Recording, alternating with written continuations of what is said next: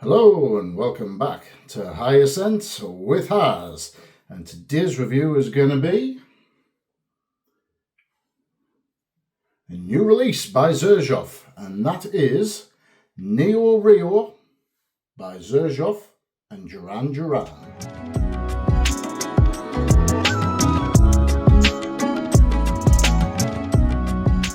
So, what have Xerjoff and Duran Duran got in store for us? Let's unbox it and have a look. Now this packaging, as you can see, is a nice bright orange.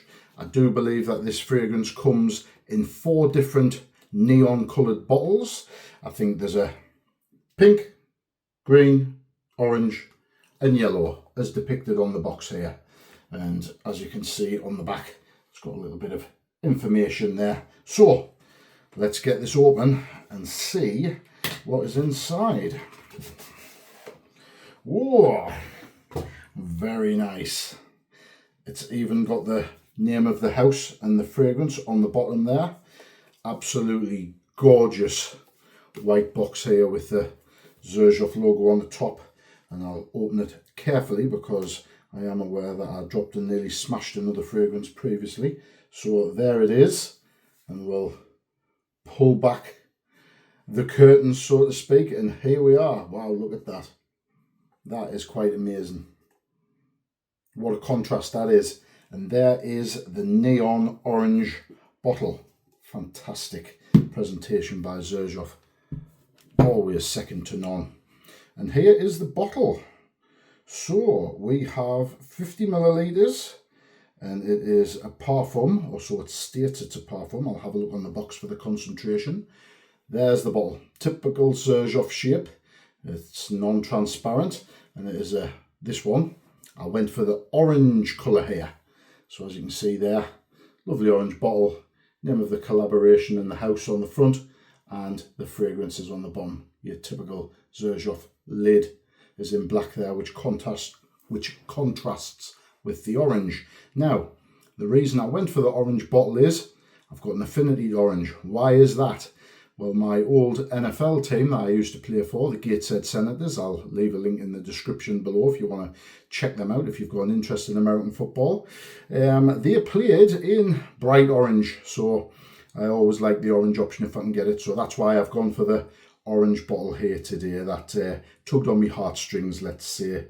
So yes, here we have it. Fantastic colouring, lovely bottle, excellent contrast, presentation is fantastic. I guess we'll best go on to try this fragrance. Now, just before I go on to test this fragrance, I'll give you some background. Obviously, Duran Duran were a famous British band in the 80s, released a lot of hits and are well known over here on these shores. Now, having a look at the Rio song itself, it's said to generally convey a sense of exotic, vibrant and celebratory energy.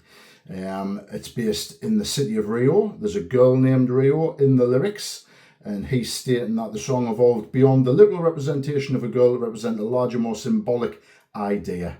And it's an upbeat tempo, catchy melody, and lyrics evoke a sense of freedom and joy, according to Simon Le Bon, one of the band members.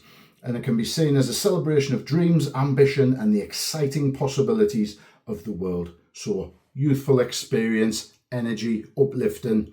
The name Rio, obviously Rio de Janeiro. It's warm, it's hot, it's energetic. There's carnivals going on. It's very colourful, which these bottles represent. So for me, that is what they're trying to sell. The song Rio, the youthful, energetic exuberance. So let's go on to try this and see if the vision for the fragrance from the song represents the scent in this bottle. The bottle cap clicks into place. It's non-magnetic, but hey, never mind. Let's give it a blast in the air. 2 on the skin. Already I can smell that fragrance. It is a strong fragrance, so it's not like you have to go hunting and chasing after this. And yeah, that scent is very strong. Hits you immediately. I'll give you a list of the notes and then I'll go on to describe what I'm experiencing off the top and how the fragrance came across to me. So the notes for this fragrance will be on your screen now, and I'll run through them with you. So in the top, we've got rum, fig, labdanum and elemi. And then in the mid, we've got maple sap, we've got rose, and we've got saffron. And then in the base, we've got Peru balsam, tonka bean and patchouli. So we've got 4 in the top, 3 in the mid, 3 in the base. Nice balance there. Now, upon looking at these notes, for me, on first impression, it came across as notes you would expect in a strong autumn, winter kind of fragrance. But does that come across in the scent? Let's find out. So I haven't sprayed the fragrance in the air, let it air off a bit. Let's go in and describe what I get off the top. What I get off the top is the rum. You get a nice boozy facet.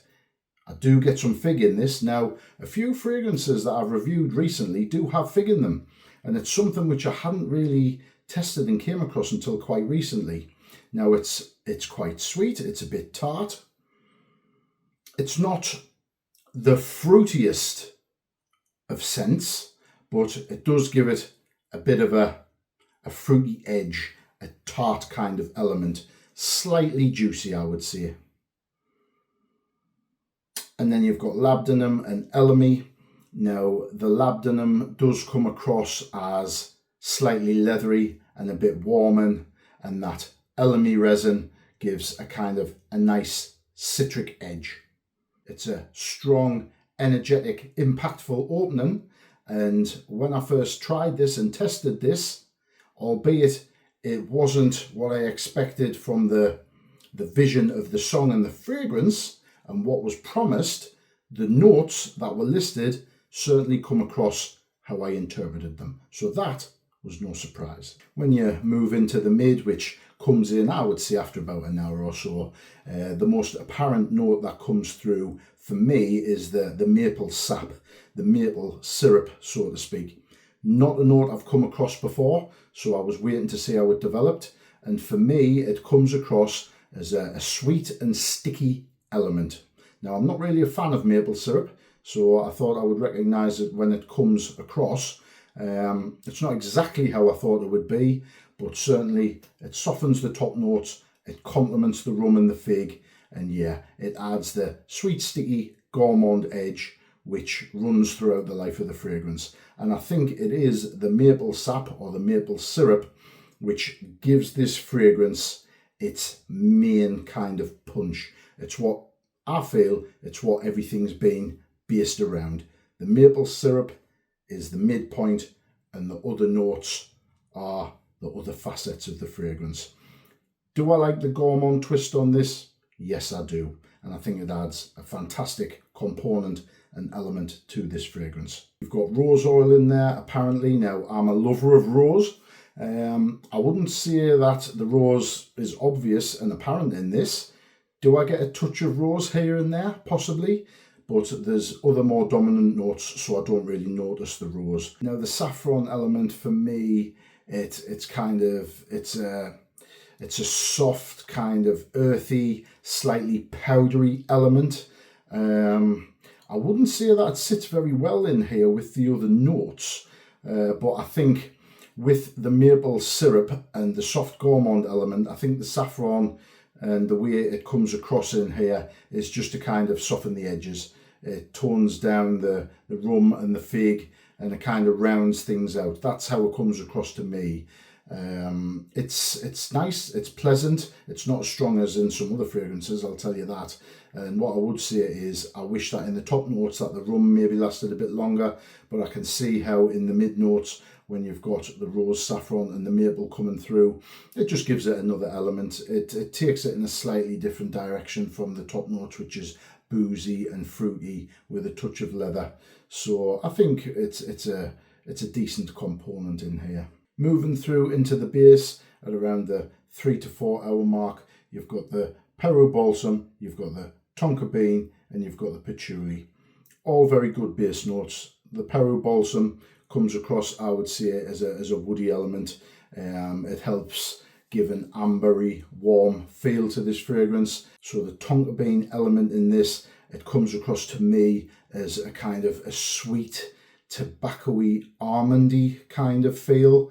It's different to tonka bean in other fragrances I've tried, but the hair-like tobacco, soft, sweet almond element I think complements the maple syrup very well, and also the fig and the rum in the top. So I do think the choice of tonka bean in here and how it comes across is well done. Now the patchouli in here, I think it's like it's a slightly greener, earthier note. It's not a dirty note, but I think it comes across and complements the leather labdanum element in here. Also helps the warm and ambery feel that this fragrance gives. All in all, I think the base notes support the other notes. They're not key elements in here. I think it's quite top heavy. It's a linear fragrance, and once you get the maple syrup element, that's the direction it goes for the rest of the fragrance. Now, I think it's a good combination of notes. It comes across as a great scent, but for me, I don't think it's hugely unique. Now, the maple syrup element may be the unique element that they're looking for in here to differentiate it from other fragrances. But there is another fragrance which I have tested and does remind me of this. I'll show you what it is. Now, the fragrance that NeoRio reminds me of, certainly off the top, when I sprayed it, me and the editor got a sense of, I've smelt this before. Not exactly, but when I remembered what fragrance it was, and I thought, yeah, let's check the notes on this. They did have similar notes, especially the elemi, the labdanum, and them kind of notes. And it was Royal Tobacco by Amouage. Now, to me, Xerjoff and Amouage aren't too different. They both put out strong, powerful fragrances with a lot of elements in them. And certainly, off the top, NeoRio reminded me of Royal Tobacco. Is that a good thing? Absolutely it is. And that's because Royal Tobacco by Amouage is certainly up there with my favourite fragrances, and there will be a review for this coming in time. This is a fantastic fragrance with a lot of elements. It's strong, it's powerful, and it's one I enjoy. So when I tested this and I got a reminder of it, once I remembered what it was, I thought, yeah, it shares a lot of elements and it's somewhat similar. Now the difference is this is sweeter, it's got the rum element, and it's much more gourmand. I mean, Royal Tobacco doesn't really come across as a gourmand at all, but this has got a twist to differentiate it from Royal Tobacco. I don't mind that at all, because Royal Tobacco is a fantastic fragrance, and so is this. As you can see, it is 72% volume, so that means it's 72% alcohol and 28% perfume oil. So that would put it at the top of an eau de parfum and the bottom end of a parfum as I'd describe it. I would say a parfum level is anywhere close to 30. So certainly as an eau de parfum, it's up there. And that does come across in the performance of this fragrance. 50 millilitres is £265. It's a new release. It's only came out a few weeks ago. So that is £5.30 per millilitre. Is it worth it in terms of the fragrance and the performance? Let's have a look at the performance. The projection on this fragrance, it's good. I would say it's a solid 2.5 feet of projection. It's deep, it's thick, it's strong, and it comes off my skin quite well. Now, we're in spring, so the temperature, it's all right. I'd like to see how it performs in the more relevant autumn and winter months. I've got no issues on whether it'll perform, but I'm not sure if it'll project quite as well as it is at the minute, because the days that I've been wearing this, it's the mid-teens, whereas in the autumn and winter you'd be in single figures. But anyway, the projection, as I find it, 2.5 feet. It's a good projector. The sillage or the scent bubble around you on this, it's good. It's strong, it's deep, it's quite powerful, has a good sillage on this, so you'll certainly get noticed. The longevity on this, again, I think it's very good. It's a solid 8 hours of good performance on this. After that, when it tones itself down and becomes a bit more of a skin scent towards the 9-10 hour mark, it'll last well over 12 hours as a skin scent, not a problem. It's deep, it's rich, it's powerful, but on pure performance, for me, a solid 8 hours of performance. And for a eau de parfum, that's good performance. For a parfum, it's good performance as well. Where to wear this fragrance? Now for me, when I've been wearing it, it comes across as more of an evening kind of scent. So date nights, evening socials, gigs, things like that. It would be great out in the open air because it is quite thick and heavy. I think if you're indoors, I think you'd have to be selective with where you are, who you're with and what you're doing. So far as sprays go, 3 to 4 sprays is more than enough for this. It is quite strong. But yeah, I would say evening socials.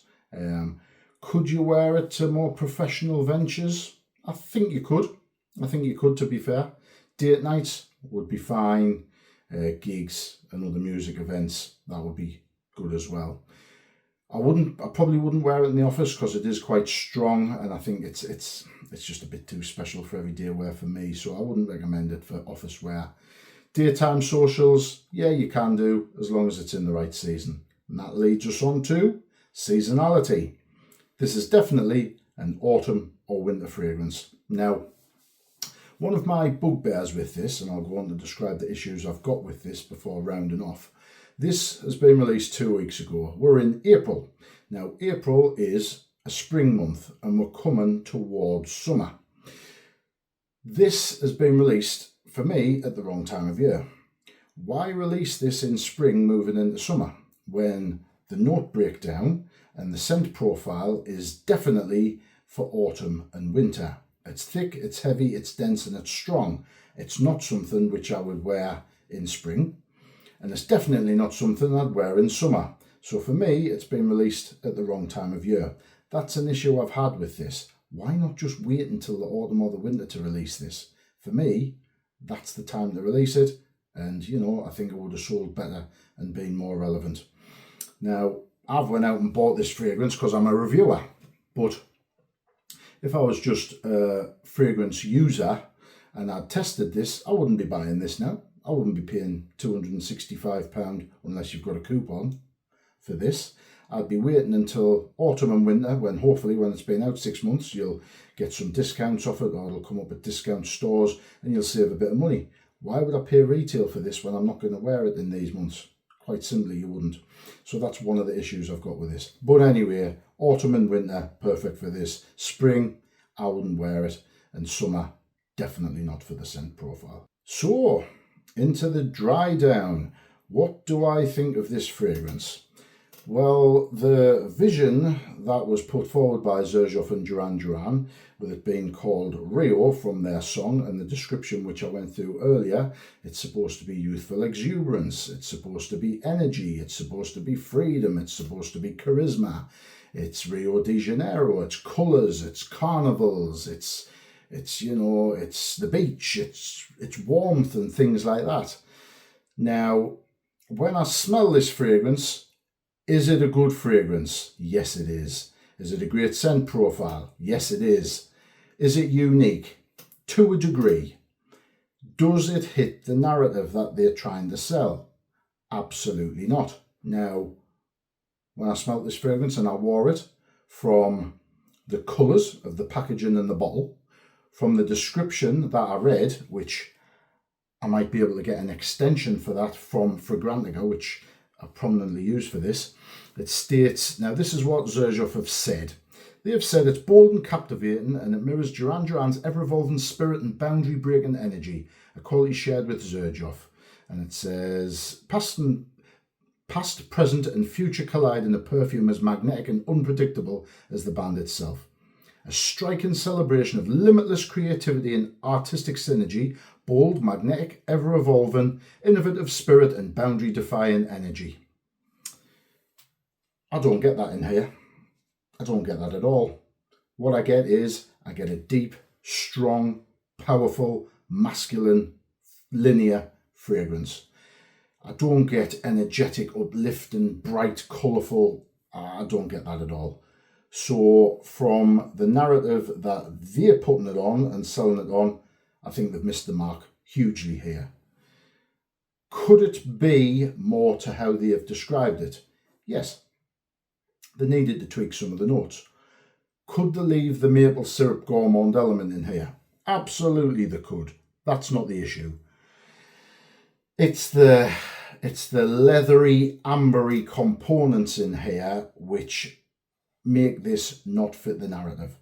Now for me, if they took out the elemi, the labdanum, they can leave the Peru balsam, but they need to take out potentially the rum.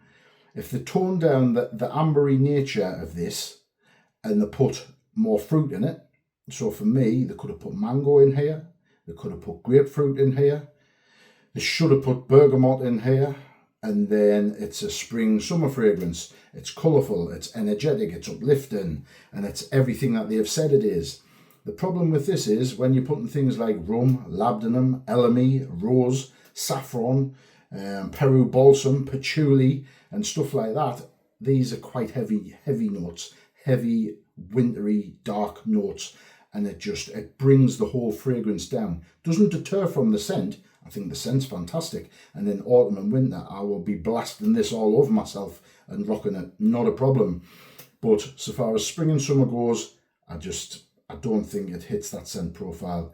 For me, unfortunately, it misses the narrative, and they could have just tweaked it a bit. And why they haven't got more fruits in here to represent the colours and the energies in the spring, summer, I do not know. But never mind. Xerjoff rarely get it wrong, but I think with this fragrance and collaboration, it doesn't hit the narrative. So, NeoRio by Xerjoff and Duran Duran. I think it's a great scent profile. It's a very good fragrance. The performance is there. It performs like the band did. It's powerful. It's got the energy and longevity. I think that this is one that you should test. There's no rush to test it, because for me, it's an autumn or winter fragrance. So test it in your own time, and hopefully towards the back end of the year, this may be down towards the £200 mark. So, NeoRio by Xerjoff and Duran Duran. It's one that I'm looking forward to wearing later in the year. And just in case you didn't realise, her name is NeoRio by Xerjoff.